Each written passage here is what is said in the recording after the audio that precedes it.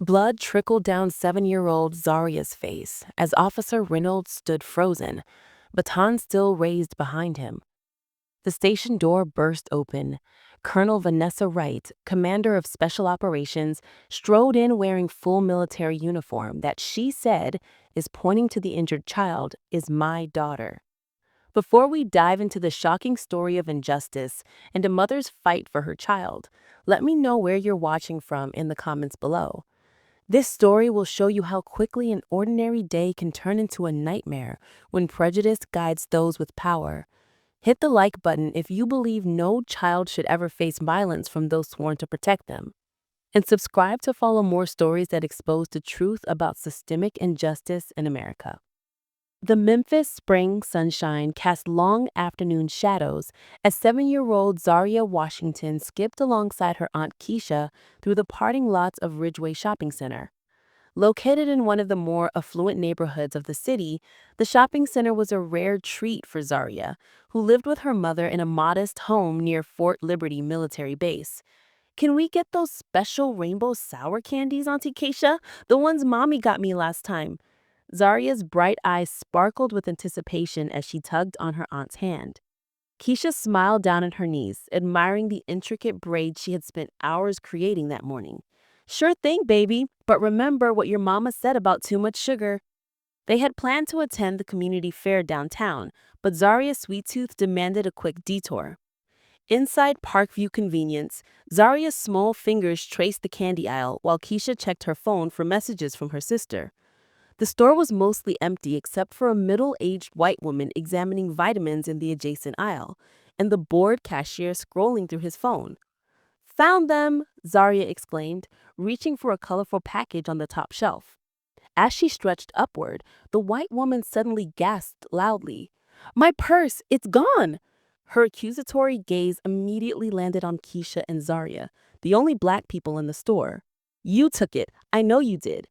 Keisha instinctively pulled Zaria closer to her side. Ma'am, we just walked in. We haven't been near your things. The woman's face contorted with rage. Don't lie to me. I had it a minute ago, and now you people are here and it's gone. The cashier, a young white man named Brad, according to his name tag, was already reaching for the phone. I'm calling security, he announced, not bothering to verify the accusation. Keisha felt her heart rate accelerate, but maintained her composure for Zaria's sake. Baby, put the candy back. We need to go. But before they could reach the exit, two security guards blocked their path. Wait right here. Police are on their way.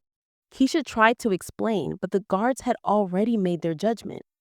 15 minutes later, Officer Brent Reynolds and Thomas Miller arrived, their faces set in stern expressions that hardened further when they saw Keisha and Zaria.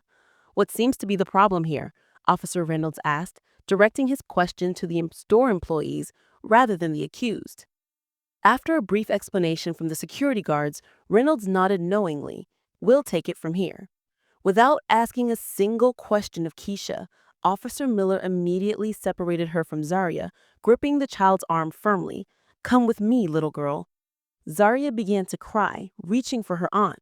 I want my auntie. I didn't do anything. Keisha tried to intervene. She's 7 years old. You can't question her without me present. Officer Reynolds stepped between them. Ma'am, we need to establish what happened here. If you're innocent, you have nothing to worry about.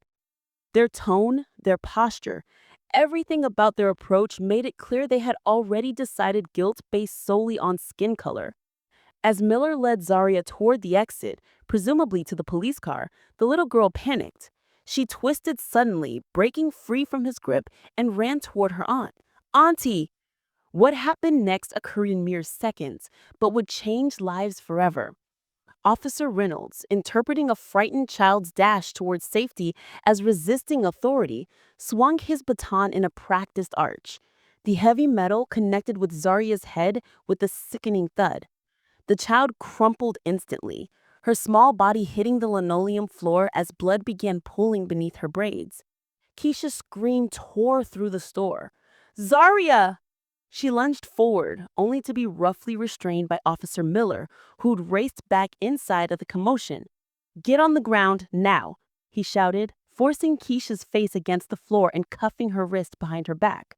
"She's bleeding. She needs help. She's just a baby." Keisha sobbed, watching helplessly as Zaria lay motionless mere feet away. By now, several customers had gathered, phones recording the horrific scene. "That's a child! What are you doing?" one woman shouted. A man stepped forward. "I'm a doctor. Let me help her." Reynolds blocked his path. "Sir, step back. This is a police matter." Meanwhile, the store manager had reviewed the security footage and approached Reynolds hesitantly. "Officer, the woman who reported the death, her purse was in her car. We just checked the parking lot cameras. She left it there herself." The revelation barely registered on Reynolds' face. No apology, no change in demeanor. Instead, he radioed for an ambulance while maintaining the same aggressive posture over the injured child. "Suspect is secure but injured, requesting medical assistance." Suspect, a 7-year-old girl lying unconscious in a growing pool of her own blood, was still, in his mind, a suspect. Despite being handcuffed and pinned to the floor, Keisha managed to shout to one of the bystanders, "My phone is in my back pocket. Call my sister. Call Vanessa." "Right." A young woman retrieved the phone and found the contact for Sis Vanessa while the officers were distracted with crowd control. When the ambulance finally arrived, Zaria was still unconscious. The paramedics' faces showed shock at the victim's age and the nature of her injuries. "What happened to this child?" one asked, his voice tight with barely controlled anger. "She was resisting and fell," Reynolds responded mechanically. The paramedic looked at the baton still in Reynolds' hand, then at the child's head wound, his disbelief evident. As they loaded Zaria into the ambulance, she finally stirred, her eyes fluttering open in confusion and fear. "Auntie, where's my mommy? My head hurts." Her small voice, weak and frightened, carried across the now silent store. Keisha, still restrained, called out reassurances, even as she was being led to the police car. "Baby, it's okay. Mommy's coming. Mommy's coming." Colonel Vanessa Wright stood at the head of the briefing table in the Secure Operations Center at Fort Liberty, laser pointer dancing across satellite imagery as she outlined the final phase of Operation Silent Vanguard. 20 seasoned officers focused intently on her every word, recognizing the meticulous planning that had become her trademark over 20 years of distinguished military service. "Extraction will commence at precisely 0200. Team Alpha will secure the perimeter, while Team Bravo, Captain Davis." Her words halted when she noticed her aide, Captain Marcus Davis, at the door, his expression grave. "Colonel, urgent call. Secure line 3.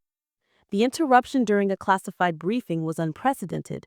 Vanessa's eyes narrowed slightly, the only indication of her concern. "Continue review of sections 4 through 6. I'll return momentarily." In the adjacent communications room, she picked up the secure line. "Colonel Wright." The voice that came through was unfamiliar, female, and clearly distressed. "Colonel, this is Tanya Martinez. I'm with your sister Keisha at Parkview Convenience. The police, they hurt your daughter. They hit Zaria with a baton. She's unconscious and bleeding. They're taking her to Memphis General Hospital and they've arrested your sister." For 3 seconds, Vanessa stood perfectly still, her military discipline the only thing preventing the floor from falling beneath her. When she spoke, her voice was controlled, but carried an undercurrent that would have made her subordinates flinch. "Thank you, Miss Martinez. Please stay with my sister if possible." She hung up and immediately dialed another number from memory. "General Phillips, this is Colonel Wright. I have a family emergency requiring immediate leave." 10 minutes later, she was in her personal vehicle, with Captain Davis, who'd volunteered to drive when he saw the look in her eyes. "Memphis first, or the police station?" he asked quietly. "Station," Vanessa replied, already making calls on her secure phone. "Zaria is with paramedics. Keisha needs extraction." As Davis navigated through traffic, memories cascaded through Vanessa's mind. Her first day at West Point, the only black woman in her tactical unit, finding her uniforms vandalized with racial slurs, the commanding officer who explained that the investigation was inconclusive despite clear fingerprint evidence, the time in Afghanistan when a junior officer questioned her orders during a critical mission, nearly costing 3 lives, later admitting he had trouble taking commands from someone like her. Each incident meticulously documented, each challenge overcome through a combination of brilliance, resilience, and strategic patience. She had built a network of allies throughout the military and government agencies, people who recognized her exceptional abilities and shared her commitment to integrity. These connections had helped her rise through the ranks, despite the barriers thrown in her path. They would now help her fight for the one thing she loved most. She turned to Davis. Red blocked out and a dark place. We need reinforcements and an immediate investigation on site at Parkview Convenience. She added code name to a contact from her own military unit. I'm inviting one of my units to the convenience store. You will not believe their shared bananas next door. Keisha treated us all there last week. Hold my phone and we'll share the evidence from there.